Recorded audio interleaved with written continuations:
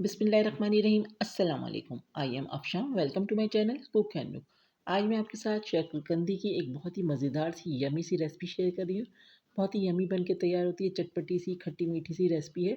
और ये हमने किस तरह से बनाई है, ना तो हमने इसको बेक किया है और ना ही हमने इसको बॉयल्ड किया है। किस तरह से बनाया है ये आगे आपको वीडियो में पता चलेगा, तो वीडियो को बिना स्किप किए देखिएगा। तो चलिए वीडियो को स्टार्ट करते हैं। तो यहाँ पर हमने ले लिए 1 किलो शकरकंदी, जिसको हमने बहुत अच्छे से वॉश कर लिया था, क्योंकि इस पे बहुत मिट्टी होती है। तो बहुत अच्छे से इसको वॉश करके हम इसको छील रहे हैं, इसका छिलका उतार रहे हैं। छिलका उतारने के बाद हम इसकी कटिंग करेंगे। तो हम इसको लंबाई में कट करेंगे। पहले हम इसका अच्छे से छिलका उतार लेंगे। तो देखिए मैंने यहाँ पर छिलका उतार लिया है सारी शकरकंदी का। और अब हम इसको लंबाई में 1 के 4 से 8 पीस करेंगे। तो इस तरह से हम लंबाई में कर रहे हैं। तो बहुत एहतियात से कीजिएगा, थोड़ी-सी काटने में प्रॉब्लम होती है क्योंकि ये कच्ची है, तो थोड़ा-सा मुश्किल से कटेगी, लेकिन बहुत एहतियात से हाथ बचाकर आप इसकी कटिंग कीजिएगा। तो यहाँ पर हम लंबाई में इसको कट कर रहे हैं। बस ख़्याल ये रखिएगा कि इसको बहुत अच्छे से वॉश कीजिएगा, क्योंकि ये ज़मीन में होती है तो इसमें मिट्टी बहुत ज़्यादा होती है।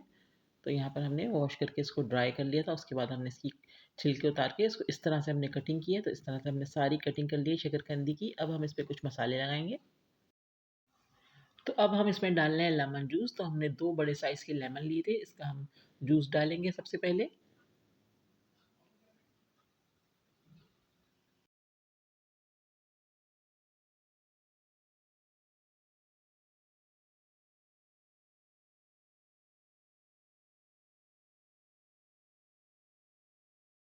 तो लेमन जूस डाल दिया हमने। अब हम इसको पहले अच्छे से मिक्स कर देंगे, उसके बाद इसमें कुछ स्पाइस ऐड करेंगे।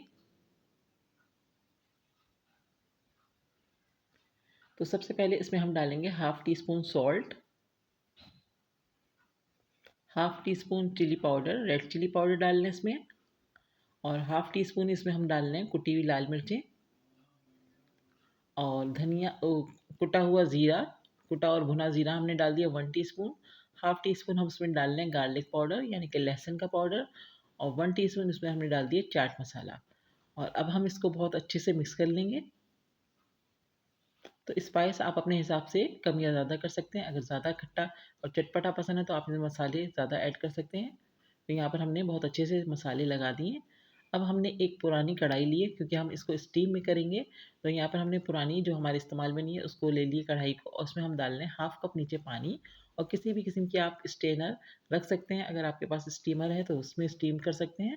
तो हम स्टीम में कर रहे हैं। तो यहाँ पर हमने एक जाली लेकर इस पे हम फॉइल पेपर लगाएँगे। तो यहाँ पर मैंने फॉइल पेपर लगा के इस जाली को अपनी कढ़ाई में रख दिया है, और पानी हमने इससे थोड़ा-सा नीचे रखा हुआ है, और थोड़ा-सा नाइफ़ की मदद से इसमें सुराख कर रहे हैं ताकि हमारी स्टीम बहुत अच्छे से ऊपर तक आए। अब हम शकरकंदी को इसके ऊपर ऊपर सेट कर देंगे।